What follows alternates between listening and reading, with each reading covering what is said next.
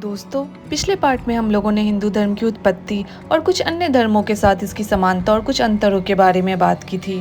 तो आइए अब आगे बढ़ते हैं। अब हम बात करते हैं हिंदू के भगवान के बारे में। हिंदू ब्राह्मण के अलावा कई देवी देवताओं की पूजा करते हैं, जिन्हें सभी चीज़ों में मौजूद सर्वोच्च शक्ति माना जाता है। कुछ सबसे प्रमुख देवी देवताओं में शामिल हैं ब्रह्मा, जिन्हें दुनिया और सभी जीवित चीज़ों के निर्माण के लिए जिम्मेदार भगवान माना जाता है। विष्णु, भगवान जो ब्रह्मांड की रक्षा और संरक्षण करते हैं।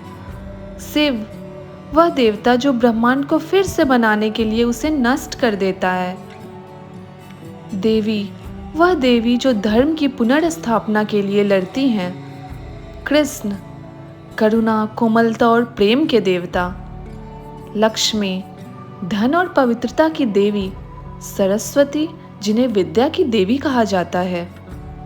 अब हम बात करते हैं हिंदू धर्म संप्रदाय के बारे में। हिंदू धर्म में कई संप्रदाय हैं और निम्न को अक्सर 4 प्रमुख संप्रदाय माना जाता है। शैव धर्म हिंदू धर्म के सबसे बड़े संप्रदायों में से एक है और इसके अनुयायी अपने सर्वोच्च देवता के रूप में शिव की पूजा करते हैं, जिन्हें कभी कभी विध्वंसक भी कहा जाता है। शैव धर्म दक्षिणी भारत से दक्षिण पूर्व एशिया में फैला और भारत के साथ साथ वियतनाम, कंबोडिया और इंडोनेशिया में भी प्रचलित है। हिंदू धर्म के अन्य प्रमुख संप्रदायों की तरह शैव धर्म वेदों और उपनिषदों को पवित्र ग्रंथ मानता है। वैष्णववाद को अनुमानित 640 मिलियन अनुयायियों के साथ सबसे बड़ा हिंदू संप्रदाय माना जाता है और दुनिया भर में इसका अभ्यास किया जाता है। इसमें उप संप्रदाय भी शामिल हैं जो कई गैर हिंदुओं से परिचित हैं, जिनमें रामवाद और कृष्णवाद भी शामिल है। वैष्णववाद विष्णु, लक्ष्मी, कृष्ण और राम सहित कई देवताओं को मान्यता देता है और वैष्णववाद की धार्मिक प्रथाएं भारतीय उपमहाद्वीप में एक क्षेत्र से दूसरे क्षेत्र में भिन्न होती है।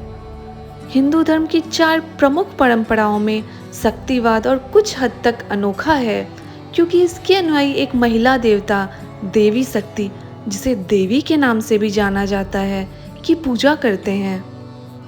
शक्तिवाद को कभी कभी एकेश्वरवादी धर्म के रूप में प्रचलित किया जाता है, जबकि इस परंपरा के अन्य अनुयायी कई देवी देवताओं की पूजा करते हैं।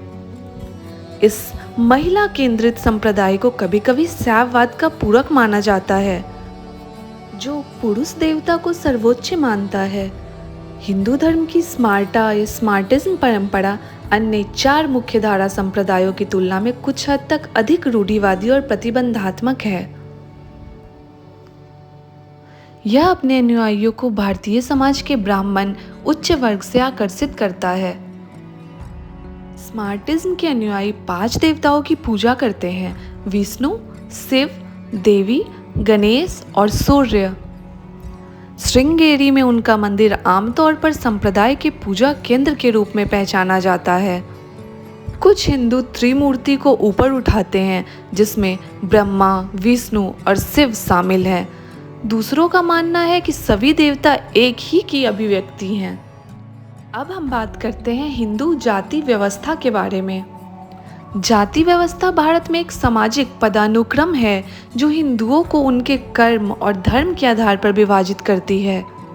कई विद्वानों का मानना है कि यह प्रणाली 3000 वर्ष से भी अधिक पुरानी है। 4 प्रमुख जातियां प्रमुखता के क्रम में शामिल हैं: ब्राह्मण, बौद्धिक और आध्यात्मिक नेता, क्षत्रिय, समाज के रक्षक और लोक सेवक वैश्य, कुशल निर्माता शूद्र, अकुशल मजदूर। प्रत्येक जाति के भीतर कई उप श्रेणियां भी मौजूद हैं। अछूत नागरिकों का एक वर्ग है जो जाति व्यवस्था से बाहर है और सामाजिक पदानुक्रम के सबसे निचले स्तर पर माना जाता है।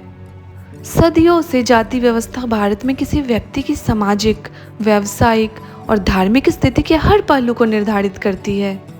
जब भारत एक स्वतंत्र राष्ट्र बना तो इसके संविधान ने जाति के आधार पर भेदभाव पर प्रतिबंध लगा दिया। आज भी भारत में जाति व्यवस्था मौजूद है, लेकिन इसका बहुत कम पालन किया जाता है। कई पुराने रीति रिवाजों को नज़रअंदाज कर दिया गया है, लेकिन कुछ परंपराएं जैसे कि केवल एक विशिष्ट जाति के भीतर ही विवाह करना अभी भी अपनाई जाती है। हिंदू अनेक पवित्र दिन, छुट्टियां और त्यौहार मनाते हैं।